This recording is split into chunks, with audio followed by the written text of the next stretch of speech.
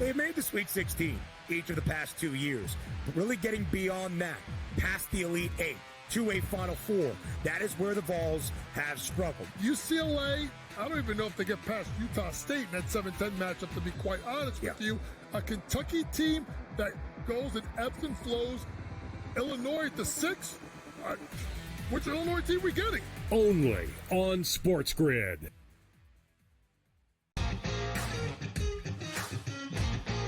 Which is a great place to be. Are you in the locker room, like you giving like the Any Given Sunday Inches Al Pacino speech? Are we there yet? Oh yeah, I think we've been there. We're gonna have a long talk with Rob today about the 99-199 issue from last week. Like I just don't get how he is still employed. We gotta talk to ownership about that one. The Smiley Show, only on SportsGrid. That is also value to be the best player on the best team. To me, it's Shai Gilgeous-Alexander. There is no doubt about it. The Nuggets probably going to finish, second overall in the conference here, and it's not going to get him the MVP. We'll see how it is down the stretch, and I assume this is going to tighten up, but barring a huge drop-off for OKC as a team, not just SGA, you could probably pencil him in for 30 a night. The Early Line, only on SportsGrid. The game is on. The stakes are high.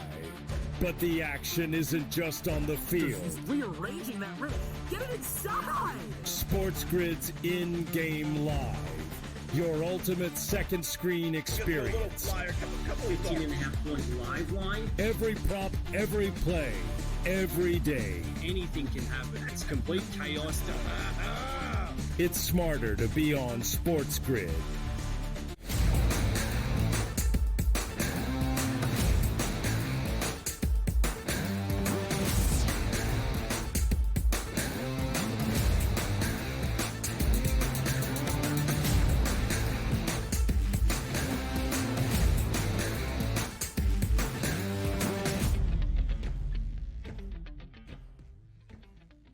Welcome to hour number 3, our third and final on this Wednesday, live right here on the Early Line on SportsGrid. He is Donnie. I am Ben. One more hour to go, and then one more day to go until the best 2 calendar days of each and every year of the sports year. That is the round of 64, Thursday and Friday. But 2 more first 4 games tonight in Dayton, Ohio. It'll get you ready for as well. We'll talk some PGA Tour action after a Monday finish at the Players' Championship. Rory McIlroy, a winner. Keith Stewart will join us in just a little bit. Some NBA games to handicap. And then again, we fully get you set for the first 4 tonight in Dayton. Women's NCAA tournament. First 4 also on this Wednesday evening. We'll look at the bracket. We'll look at the odds as we get ready to go dancing in each and every way.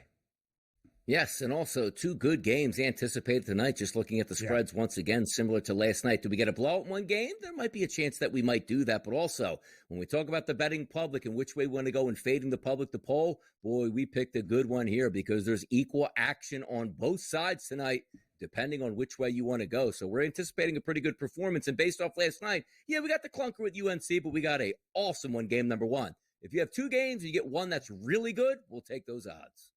And Donnie, as we saw last night, and one of the reasons we do now love the first 4 is because it gives those smaller schools from smaller leagues, albeit an automatic qualifier, battling to be a 16 seed, the opportunity to shine in front of the country. Alabama State and Amar Knox will live on in the history of March Madness with the Hail Mary near buzzer beater last night in Dayton. We hope the same to start tonight's first 4 action in Dayton, Ohio at UD Arena between the champions out of the MAC. That would be Mount St. Mary's and the champions of the Patriot League and American University. The final game, Xavier and Texas. The nightcap in Dayton. So who is going to win both of our first 4 matchups tonight? That was the question for all of you in Fade the Public.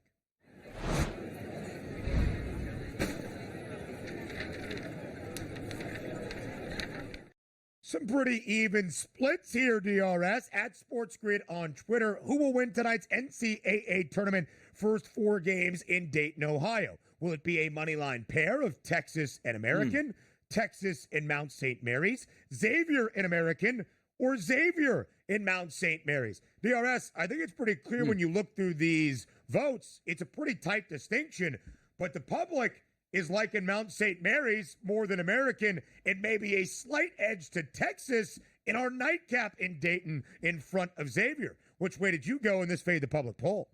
Little bit of public, little bit of, non-public here. I went Texas and American here. And boy, these are coin flip games in particular. I actually have a decent little handicap, I think, on American versus St. Mary's. I think American is a better team. We'll get into that in just a few moments. But Texas, this is the interesting part about how many teams got in the SEC and what the schedule actually means. Because it does technically matter who you play. It really does. But I look at the Texas team and say, they do have some wins, but boy, like in Ken Palm terms, there's a lot of red on that screen in front of me. Like, oh man, I get that you play a really good schedule, but have we? And honestly, I don't know if this were they 6-12 in conference play? As a 6-win team, and like, there's not too many of those that make it into the big dance, winning only 6 games in their own conference. And then you take a look at Mount St. Mary's. I mean, maybe the easiest run in the history as well. Like, you beat a lowly program in Iona just to get to the tournament. Like, do you give them any respect? I don't give them any respect on that side. So American, to me, would be a clear path of victory just by default. But that Texas Xavier game, you're battling on which team is better. Yes, but we're really bumping up Texas on North Carolina metrics. They played a tough schedule. Don't worry, they didn't really win a lot of those games. It was just a tough schedule, which I'll buy into that slightly because I love the SEC. And they're getting points in that game for Texas, but that's why I'm backing them. But boy, it's as close as you can get. Like, yesterday, I actually thought a better handicap was clear on San Diego State going up against North Carolina than either one of these two 11 seeds tonight. So we'll find out. But for me, Ben, Texas and American, 22% of the vote. That's the way I went in this game. That's the way I went as well. I bet the Longhorns early on Sunday for that first 4 matchup, getting 2.5 points. Texas now a 3.5 point underdog. We'll talk about each of these matchups, but let's start with the nightcap, DRS. Texas and Xavier, 2 of the last 4 teams into the field of 68. Both not nearly as controversial as North Carolina, but to Donnie's point, the Longhorns were 6-12 in the SEC in the regular season. They won 2 games in terms of the SEC tournament in Nashville, both quad 1 wins, knocking off Vandy, and a really hard-fought overtime win in the Lone Star Showdown against Texas A&M that more than likely sealed the fate for Rodney Terry's team of being involved in the big dance. Texas has 7 quad 1 wins, but you are presented all of those opportunities when you play in the SEC. Texas has 7 victories against fellow tournament teams. When there are 14 SEC programs into the big dance, you are presented those opportunities. But Texas also has a lot of losses. Donnie, Texas dropped 7 of their final 9 regular season games. They were not trending toward the tournament until a good start in Nashville during the SEC tourney last week. One of the reasons I think you can be optimistic, though, about UT is the fact they are healthier.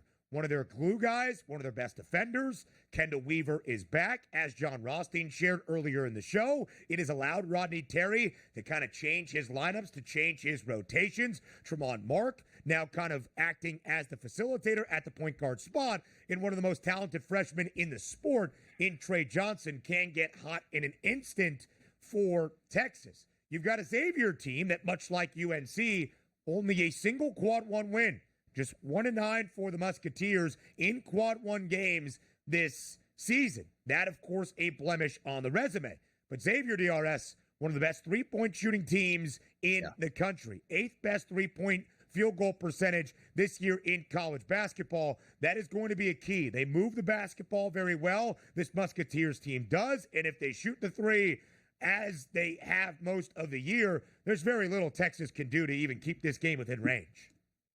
We're taking a look at 2 options here. There is a slight X's and O's advantage that I'm going to bring up in just a few moments for Xavier and a couple things that they do well. But then you're just looking at the strength of schedule and the eye test. It's like, well, should you give Texas the benefit of the doubt? You still have to win these basketball games. Again, it seems like, even with North Carolina and also with Texas, like moral victories, it feels like got them into the NCAA champion. Oh, what did you want them to do? Win more than 6 games in the SEC? Like, yeah, I would. There's a lot of teams that won more than 6 games in the SEC. But when you look at Xavier, there's 2 things to point out, as Ben just said. Top 6 in the country at making the 3-point shot at 39%. You're aiming from 3, there's not too much the other team can do. But also understand this.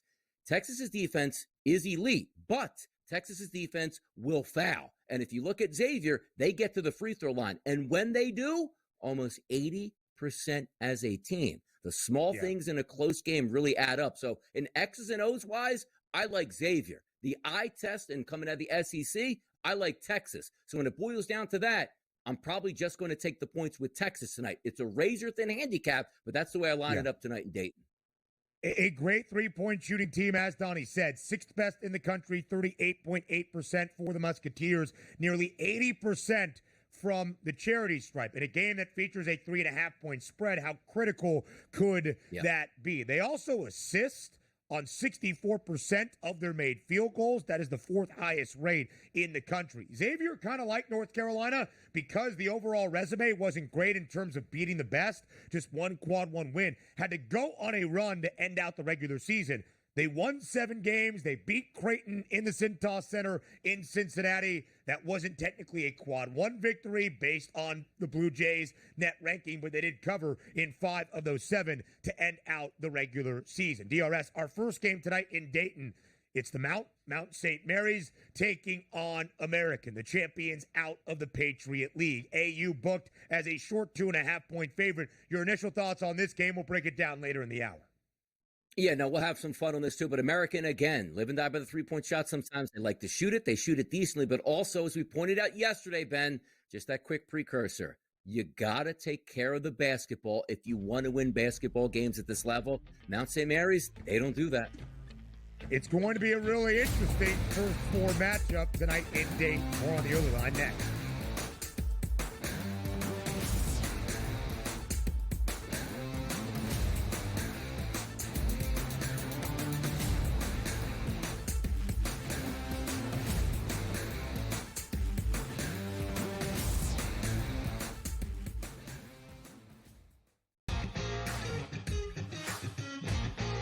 Which is a great place to be. Are you in the locker room? Like, you giving like the Any Given Sunday inches Al Pacino speech? Are we there yet? Oh yeah, I think we've been there. We're gonna have a long talk with Rob today about the 99-199 issue from last week. Like, I just don't get how he is still employed. We gotta talk to ownership about that one. The Smiley Show, only on SportsGrid. They're also showing a little bit more propensity to take the pull-up jumper, which I think is important for them. Aiden Holloway's been better. Grant Nelson's getting this thing out of foul trouble. Clifford Laurie is attacking the offensive boards and being the defensive threat that they need. If Alabama can defend, and they make a run, and they win the SEC tournament, I think they're the 4th number 1 seed. Betting above the rim, only on SportsGrid. That magical time of the year when everyone suddenly becomes a basketball expert. Highlight watching, mascot picking, bracket stressing. Sound familiar? Skip the guesswork with Bracket Central. Real expert picks, trusted analysis, and zero stress. Because choosing teams by mascot cuteness isn't exactly a winning strategy. Only on SportsGrid. The game is on. The stakes are high. But the action isn't just on the field. Rearranging that roof. Get it inside! SportsGrid's in-game live. Your ultimate second screen experience. 15.5-point live line. Every prop, every play, every day. Anything can happen. It's complete chaos. It's smarter to be on SportsGrid.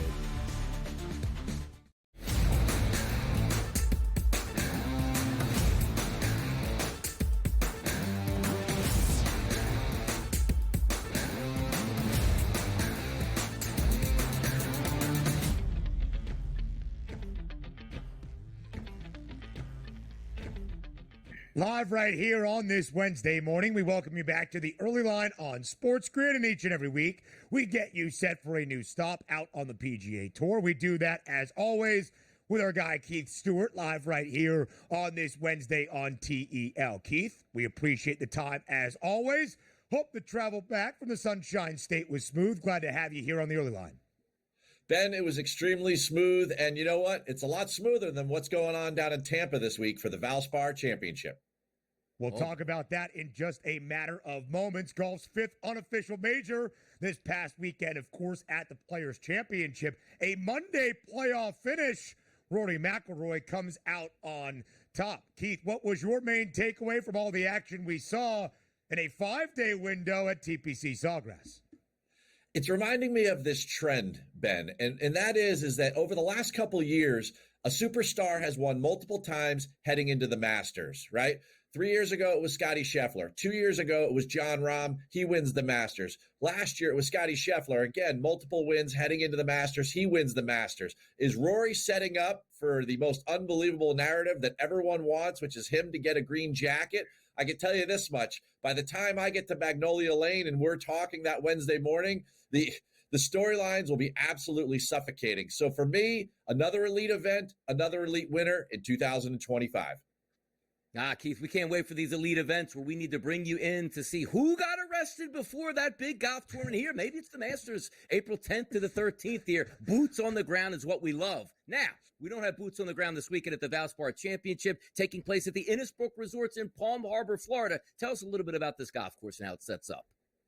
Well, Donnie, I mean, I'm actually kind of happy I'm not boots on the ground this week because the weather is supposed to be wild on Thursday. And as of such, you cannot believe, I mean, this is a betting show, right? You cannot believe the odds movement that has happened this week from Monday when the odds were dropped until Tuesday when the weather started to get closer to Thursday afternoon. The people in my world believe that there's going to be a huge wave advantage for the AM, PM guys. So that's the guys that start on Thursday morning and then they complete their second round on Friday afternoon. That PM AM wave, the guys on Thursday afternoon, they're supposed to get gusting winds around 30 miles an hour, 20 miles an hour, kind of steady winds. Now, Palm Harbor, where the Valspar Championship is played, is right near the Gulf of America. So, you know, it could get a little bit dicey, but I've never seen anything since they started posting golf lines on these major mobile apps, right? I have not seen lines move like this. The leaders alone, the favorites, JT, Tommy Fleetwood, and Xander Schauffele, were all sitting at 14-1 when the week started. Right now, JT, because he's in the afternoon, he goes to plus 2,000, 20-1. Whereas Tommy is now the decided favorite, and he's down at a plus 1,100. I mean, this type of movement, and it went through the top fives, the top tens, the matchups, everything.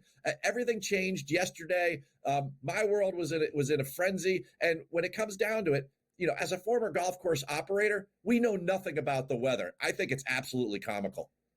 It is wild, though, Keith, to see that market movement based on the weather. And as you alluded to, Justin Thomas moving back a 20-1 price, the odds shortening for both Tommy Fleetwood and Xander Schauffele. Do you think either of those two favorites will take advantage of what could be a beneficial draw this week in Tampa?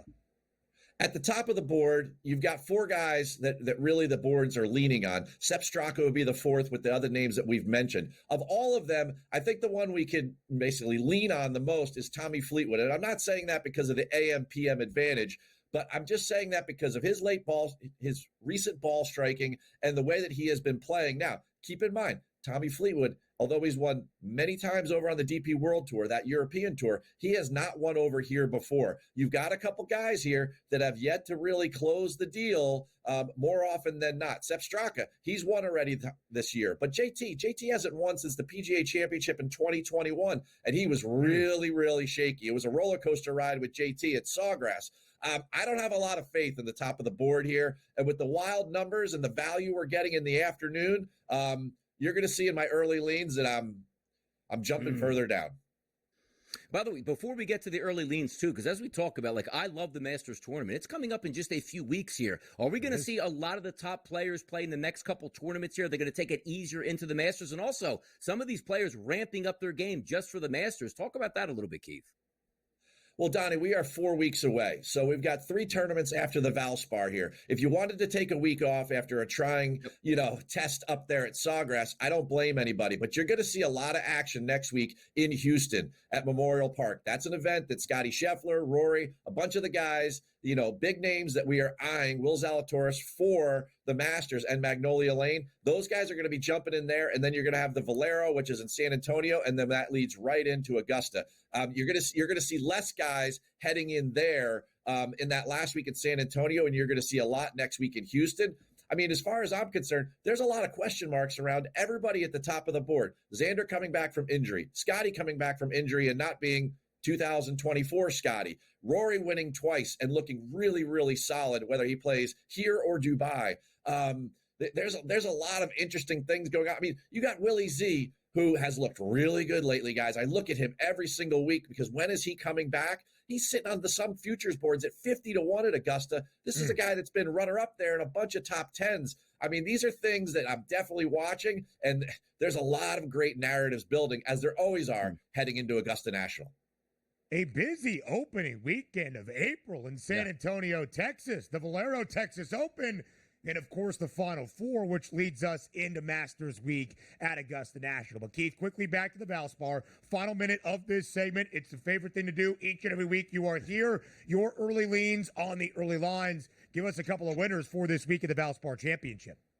All right, the first guy, Alex Smalley. He started the week at plus 4,500. He's now plus 7,000. Yes, he's on that Thursday afternoon, but he's got 5 top 21s in his last 6 starts. Tee to green, he is exemplary in this field. He's played really, really well. The Duke grad, if you need a Final Four narrative, he's your guy. In 2025, he's averaging 6-yard strokes gained per start. Really, really solid player. The other guy, Jake Knapp. Don't fall asleep on this guy, right? Plus 6,000 to start the week, plus 9,000 now. Again, another afternoon guy, right? But shot 59 at Cognizant. And since the WMPO, 17, 25, 6th and 12th in Florida. Really, really good with the putter and the irons. Keith Stewart, we appreciate the time as always. Some NBA handicaps next.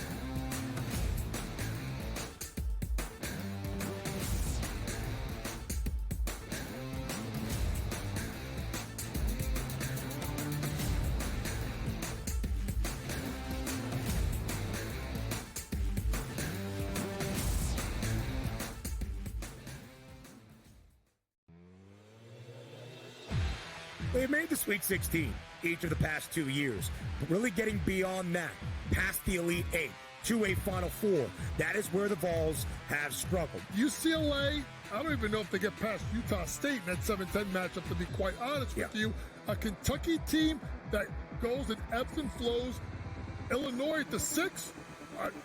Which Illinois team we getting? Only on SportsGrid.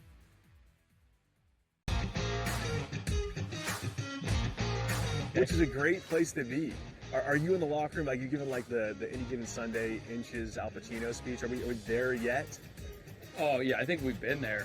We're gonna have a long talk with Rob today about the 99-199 issue from last week. Like, I just don't get how he is still employed. We gotta talk to ownership about that one. The Smiley Show, only on SportsGrid. That is also value to be the best player on the best team. To me, it's Shai Gilgeous-Alexander. There is no doubt about it. The Nuggets probably going to finish, second overall in the conference here, and it's not going to get him the MVP. We'll see how it is down the stretch, and I assume this is going to tighten up, but barring a huge drop-off for OKC as a team, not just SGA, you could probably pencil him in for 30 a night. The early line, only on SportsGrid. The game is on. The stakes are high. But the action isn't just on the field. He's rearranging that river. Get it inside! SportsGrid's in-game live. Your ultimate second screen experience. 15.5-point live line. Every prop, every play, every day. Anything can happen. It's complete chaos. It's smarter to be on SportsGrid.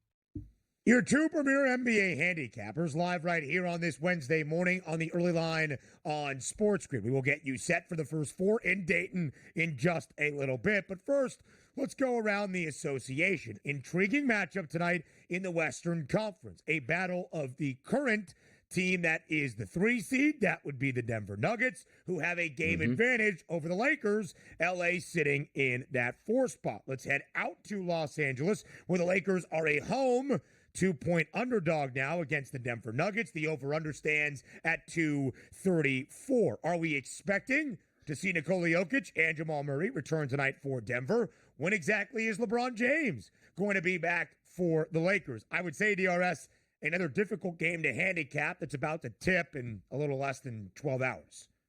Yeah, so let me get this straight in the NBA, how you're supposed to approach this. Denver doesn't play anybody, wins a game against Golden State, one of the hottest teams in the NBA. Denver plays everybody tonight against a team without LeBron James. They get smoked at this point because the anticipated starting lineups tonight, starting with the Denver Nuggets, Murray, Brown, Porter Jr., Gordon, and Jokic. So we're ready to go in that game. Take a look at the Lakers. Luka Doncic, we know, will be there. Goodwin, Reeves, Finney-Smith, and Hayes. This should be a victory for the Nuggets. Now, the one thing you do have going now is this line opened up at FanDuel in New Jersey last night, minus 1.5 points. It's now up to 2 at most outlets across the board, and I agree with that. If we're talking about X's and O's and the way the game is supposed to play out, Denver should be rested, ready, with their best players, and win this basketball game. But also, this line isn't Denver Nuggets minus 4.5, minus 5.5, minus 6.5. Right. It's roughly a pick 'em in that 1.5 to 2 point range right now, which again, as I joked, the MO of the NBA is they're rested and they won. This should be an easy, like Westbrook went nuts last game. He's on the bench coming off. Like, where do I sign up? Buyer beware? Maybe. I'm still going to fall into that trap. Nuggets for me tonight, Ben. They handle the Los Angeles Lakers. DRS 8-6. That is what Denver has been straight up since the All-Star break. What's really interesting, though, about that for the Nugs, they've only covered in 1 game, booked as a favorite in that span. No LeBron James for the Lakers tonight. Everybody else that Donnie just mentioned, of course, does have a prop listed. Always a good sign. They will be available and come to play. Denver currently 44-25. They have a game advantage over the Lakers in the Western Conference. 42-25. That is the Lakers. So 2 fewer wins, but 2 fewer games played. The Lakers a game out. 3 seed Denver, 4 seed LA as of this moment. 11 game slate around the association tonight. Let's head out to Miami. The Heat on an 8-game losing skid, trying to end that against the Detroit Pistons, who are a 4.5-point favorite in South Beach. Total now stands at 218. What's the breakdown for tonight's game in Miami? You should be able to ride the streaks out, but understand this. You're going to get a heavy public favorite in this game for the Pistons that opened up in New Jersey at FanDuel at 5.5. And now we sit across the board. Most of the outlets at 4.5, including the FanDuel Sportsbook. That total low. Typically we see Heat numbers low, but it is rising slightly. 217 to 217.5 to 218 now at most spots, including the FanDuel Sportsbook. Anticipated starting lineup: Cunningham, Hardaway Jr., Thompson, Harris, and Duran. And then Hero, Robinson, Wiggins, Jaquez, and Adebayo. For me, sometimes just want to ride. Something is broken, Ben, with the Miami Heat. And until they get it right, I don't see how I can back it. Even though they're home and they're dogs and the South Beach flu and everybody wants to get down there and hit the clubs, Detroit is the better ball team. Why? Because the record over the past 8 games has been they haven't won a game. So until they win, I'm not looking to even take them even with getting points at home down in South Florida. I'll take the Pistons in this one and lean on that. The Heat have lost 8 in a row. The Heat have lost 11 of 15 since the All-Star break. In terms of this 8-game skid, Miami has not covered in its last 6, including its last 3, booked as an underdog. Detroit still playing really good basketball, 38-31, the 6th seed in the Eastern Conference. Miami has fallen all the way into the 10 spot. They're not in danger of being got in the play-in tournament. They would just have to go on the road to win a play-in tourney game and then win another one if they even want to be in the postseason. And despite the Pistons' strong play, they haven't been booked as a favorite all that often, just 29 times entering tonight in 69 total games, but still 16-13 against the spread. DRS, the Cavs have dropped 2 straight. They're on the second leg of a road back-to-back in Sacramento. Can they stop this little slide of their own? Yeah, again, forget the X's and O's in this. This is a must-win situation for the Cavaliers right now. This is the chance that everybody said, oh, we'll see how the Cavaliers finish their season, and maybe they don't finish it in such style as they played the entirety of the season. 5.5 points still sits at 5 at the FanDuel Sportsbook right now. I'm going to take the Cavaliers. I'm going to back them understanding we can't lose 3 in a row, people. They are a 5-point favorite. They've also only covered twice in their last 8 games. First 4, Dayton next.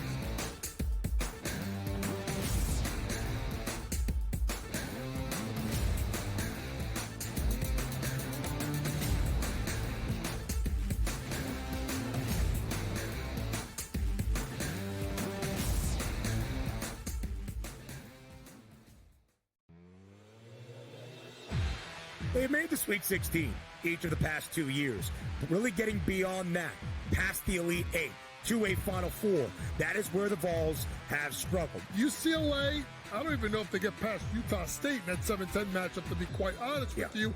A Kentucky team that goes and ebbs and flows. Illinois at the 6.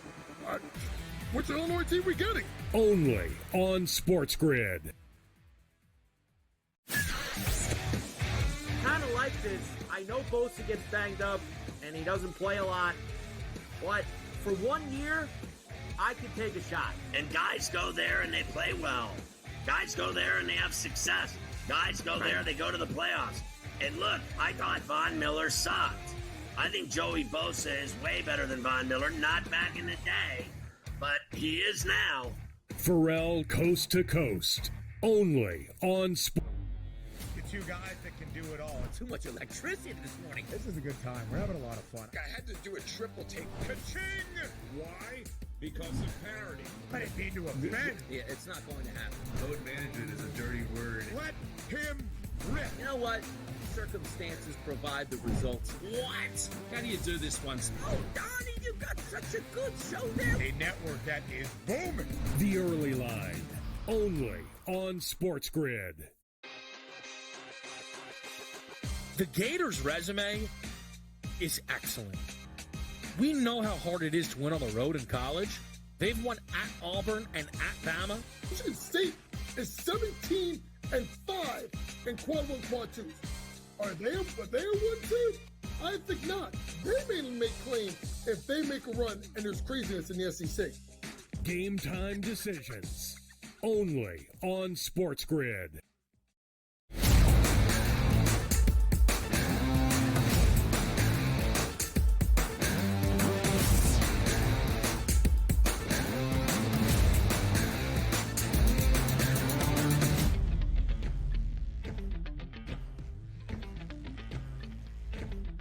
Our second night of the first 4 in Dayton, Ohio. A doubleheader of games before we get to the full madness, officially beginning on a Thursday with the round of 64. But the 2025 men's NCAA tournament already underway. He is Donnie, I am Ben. Let's break down our doubleheader of games that we have tonight in Dayton. We will start with the nightcap, a matchup of the 11 seeds in the Midwest region. 2 of the Final 4 teams in the field of 68. It's Xavier out of the Big East in Texas, hailing now from the SEC. This line opened on Sunday evening, DRS, at 2.5 points in favor of the Musketeers. Earlier this morning, it got up to 3.5 in favor of Xavier. Now back down to just 2 and a hook in favor of Sean Miller's crew. A total at 151 and a hook. We started to break down this game to begin hour number 3, but maybe people just paying attention for the first time. Where do you start your handicap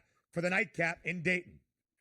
Yeah, once again, starting the handicap where I'm trusting that the SEC is as deep as it was during the regular season. That will extend into March Madness, where you're going to give those teams the benefit of the doubt because of how hard of a schedule they played. Not necessarily the victories on the opposite end. That's what you have to lean on. As I joked about, you just look at Ken Palm, wears a green with victories, and there's red in losses. There's a lot of red on Texas. So you're trusting that, hey, you know what? If we get to play a team that's not as good in our league, we should be able to handle our business because iron sharpens iron. But that's not necessarily how it always works out. You take a look at Xavier's offense, as we said. Is it spectacular? Not necessarily. 51 in adjusted efficiency nationally. They don't turn the basketball over, but they do shoot the lights out from three-point range. And quite frankly, sometimes you come in, and it's good to get a background because some teams last night did not struggle shooting the three. You know what would usually make you nervous?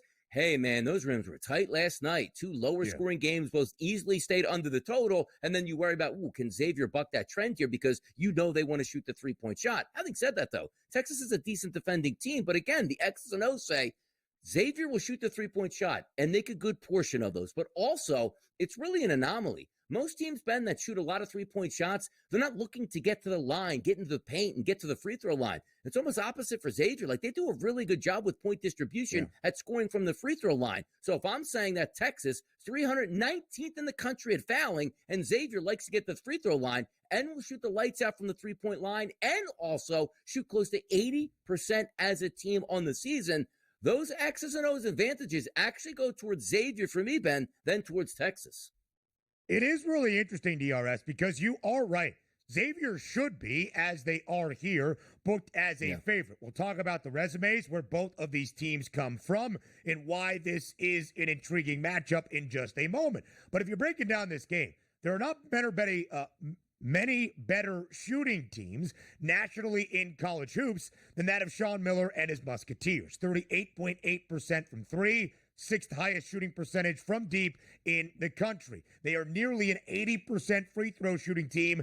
That's top 10 in college basketball as well. So if they get to the foul line, they're going to take advantage. If you leave them an open three or even one that is slightly contested, more than likely Xavier is going to take advantage. When John Rothstein was on the show, he'll be covering the game in Dayton tonight. Ryan Conwell is a guy that he highlighted. His three-point field goal percentage this year, better than 41%. A sharpshooter indeed for the Musketeers. But where is Texas most sound, perhaps? On the defensive side of the floor. And the Longhorns do not present you many available opportunities to just hoist those great looks from deep either.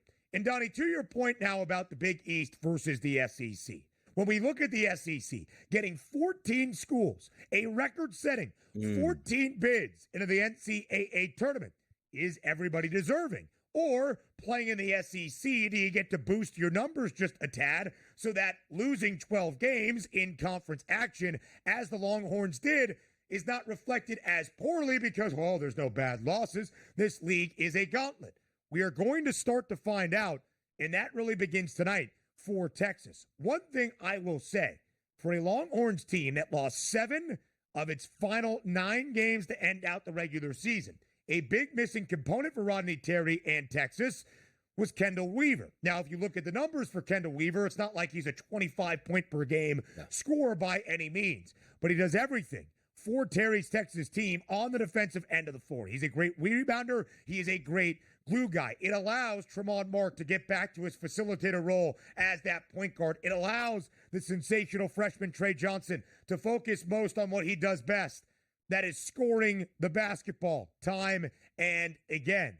So when you look at this now healthy Texas team, as we saw on display with 2 very quality wins in Nashville in the SEC tournament over 2 tournament teams, Vanderbilt and Texas A&M, maybe that gives you more optimism that now healthy Texas can figure it out.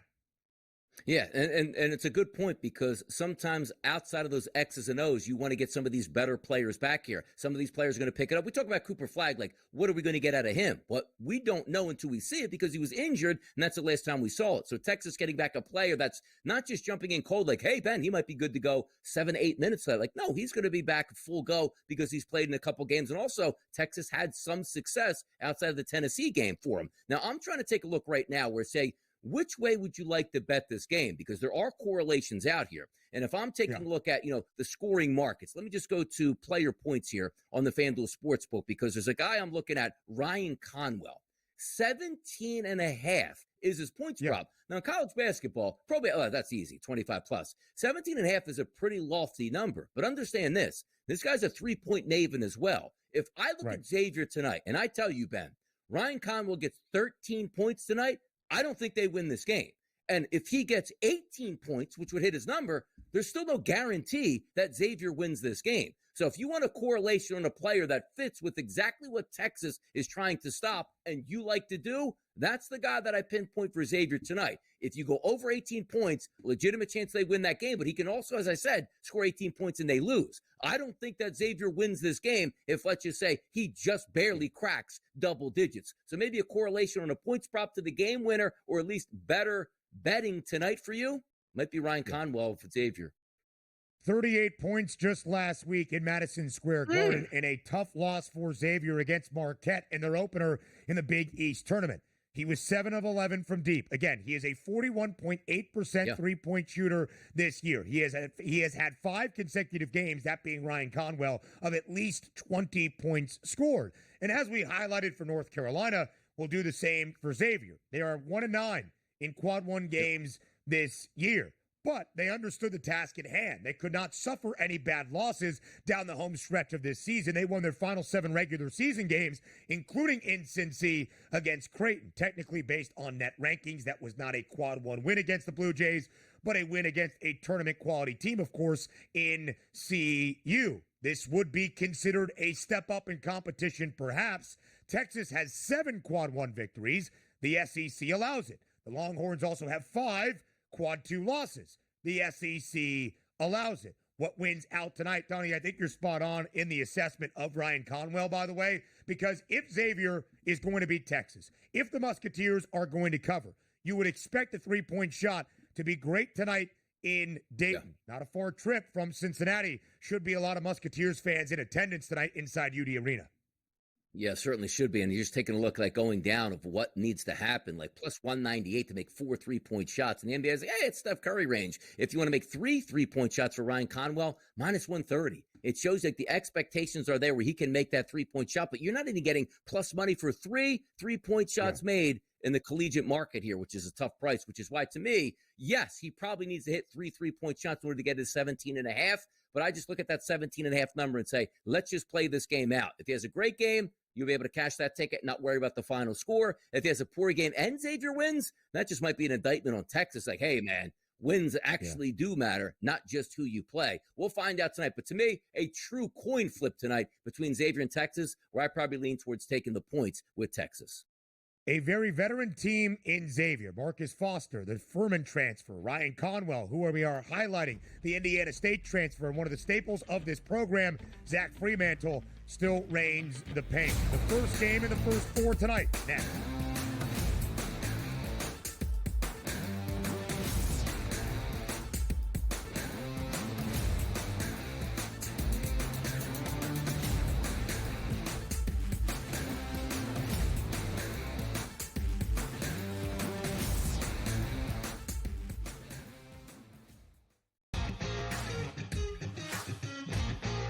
Which is a great place to be.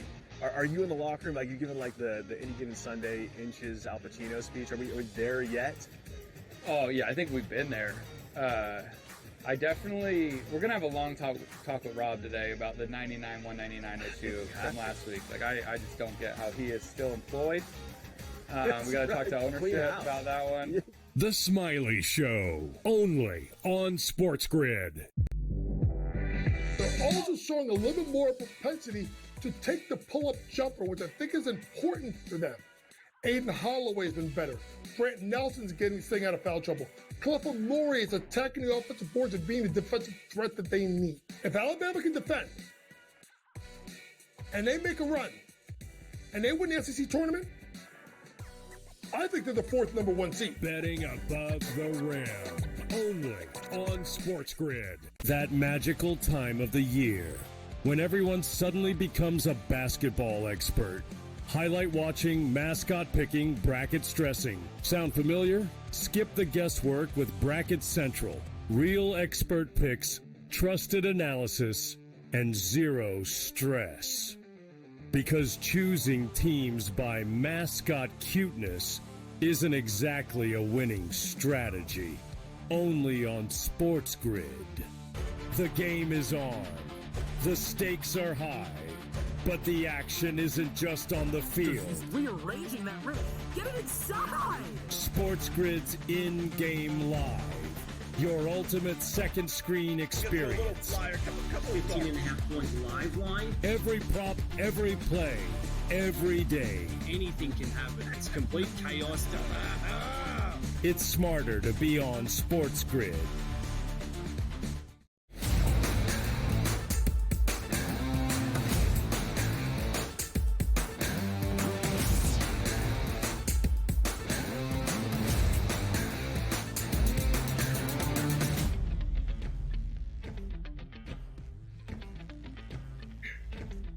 Live right here on the early line on SportsGrid. We've got one more night of the first four in Dayton.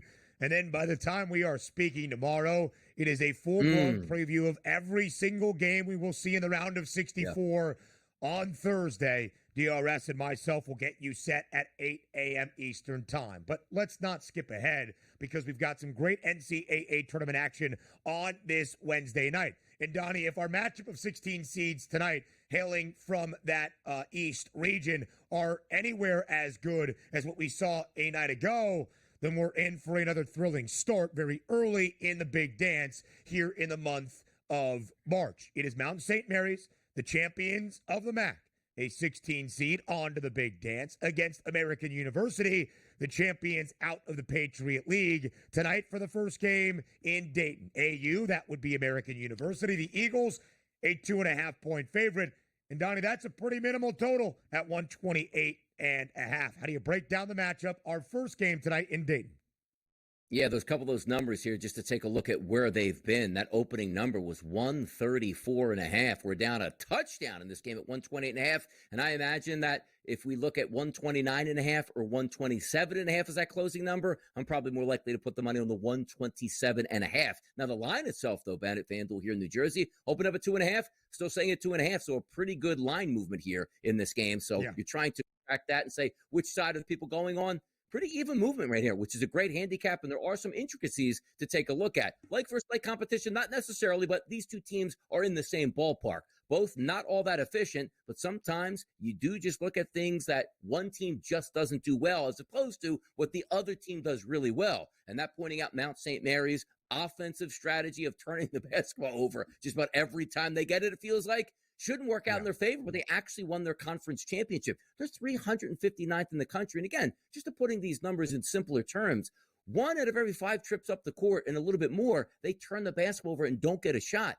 Protecting the basketball is always key to your environment. Also understand this, like American isn't great by any stretch. 252nd in the country at adjusted efficiency. They don't rebound the basketball very well, and they don't get to the free throw line. Now, Mount St. Mary's doesn't foul that much. Here's where the components come in. And again, last night gives me a little bit more optimism when you're talking about the three ball. American, 58th in the country, 44.5, let's just say 45%, call it there, at their total attempts come from the three-point shot. Now, Mount St. Mary's will defend it, but at the same time, I'm just looking for a comfortability of an offense that goes, we'll let you shoot the three-point shot, we'll defend it a little bit, but that's a comfort level for American. So just keeping it simple for me tonight, I like American just because one team will turn the basketball over and one team will let you shoot the three-point shot. You're not doing anything drastic here. Give me American tonight in this game. Yeah, DRS, American shoots it pretty well, right? And I think their key player who was on display in that Patriot League final in D.C., Matt Rogers, a guy that shoots above 40% from deep, should have a good night. Points prop for Rogers tonight, leading the Eagles 17.5. We saw how critical the turnover battle can be. It was the matchup that we highlighted for yesterday's first game in the first 4 between Alabama State and St. Francis, PA. The Red Flash were nearly 50% from 3. They were 50% from the floor, but they had 15 turnovers. Alabama State does not turn the basketball over. They only had 6. They had so many more shots last night. I believe, what were the final numbers? St. Francis had 48 shots, and Alabama State had 70? 20-plus shots. Yeah, 20-plus shot attempts more on one side. Yep. And Donnie, as we were breaking it down yesterday, you said if that leads to 6 or 7 more possessions in a game that is supposed to be decided by just a few points, the Hornets were a 3.5-point favorite, that could be critical. We're talking way more than 6 or 7 possessions in that instant, and it did cost at the end there for St. Francis a turnover after the missed free throw in the final 15 or 10 seconds of regulation that allowed the Hail Mary to happen for the Hornets, and now they live on in March infamy forever. That is what we are hoping for tonight. American is a solid team. Second year under Dwayne Simpkins, they are in to the big dance. First year under Donnie Lynn at the Mount, they are into the NCAA tournament. 2 coaches that have not been in their spots for all that long that have already reached the pinnacle that you can for these sports. Mount St. Mary's was not expected to win the MAC.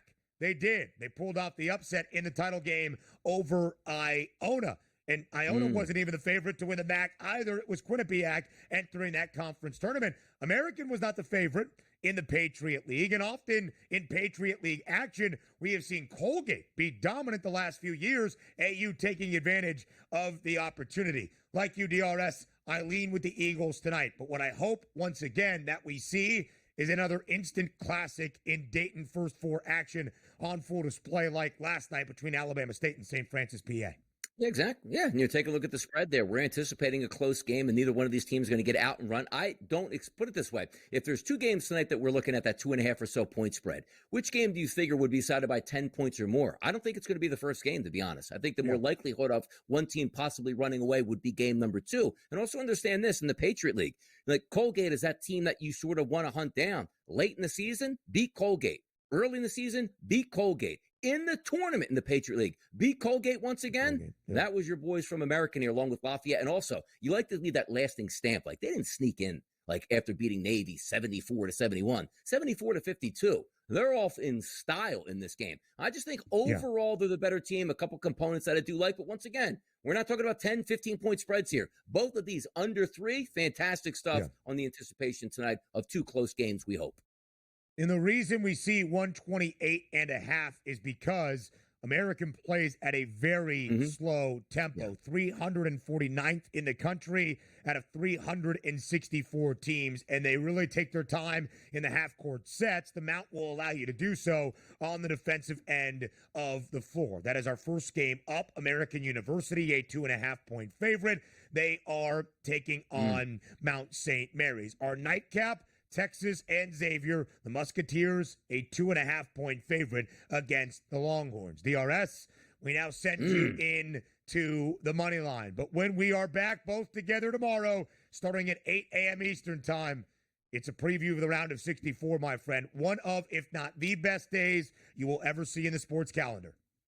Absolutely. And by the way, last check here on American from Washington, D.C., they got 2 big wins on their schedule. They actually beat Puerto Rico and Notre Dame. Bonus points there. This team's ready to go. You know who the Mount beat? Miami. Earlier in the year as well. More on the early line.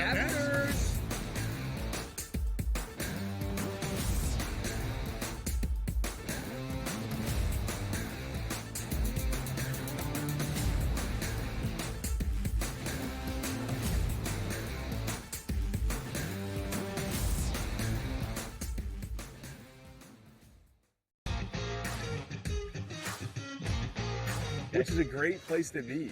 Are you in the locker room? Like, you giving like the Any Given Sunday inches Al Pacino speech? Are we there yet?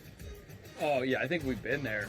We're gonna have a long talk with Rob today about the 99-199 issue from last week. Like, I just don't get how he is still employed. We gotta talk to ownership about that one. The Smiley Show, only on SportsGrid. They're also showing a little bit more propensity to take the pull-up jumper, which I think is important for them. Aiden Holloway's been better. Grant Nelson's staying out of foul trouble. Clifford Murray is attacking the offensive boards and being the defensive threat that they need. If Alabama can defend, and they make a run, and they win the SEC tournament, I think they're the 4th number 1 seed. Betting above the rim, only on SportsGrid. That magical time of the year when everyone suddenly becomes a basketball expert. Highlight watching, mascot picking, bracket stressing. Sound familiar? Skip the guesswork with Bracket Central. Real expert picks, trusted analysis, and zero stress. Because choosing teams by mascot cuteness isn't exactly a winning strategy. Only on SportsGrid. The game is on. The stakes are high. But the action isn't just on the field. He's rearranging that roof. Get it inside! SportsGrid's in-game live. Your ultimate second screen experience. 15.5 point live line. Every prop, every play, every day. Anything can happen. It's complete chaos. It's smarter to be on SportsGrid.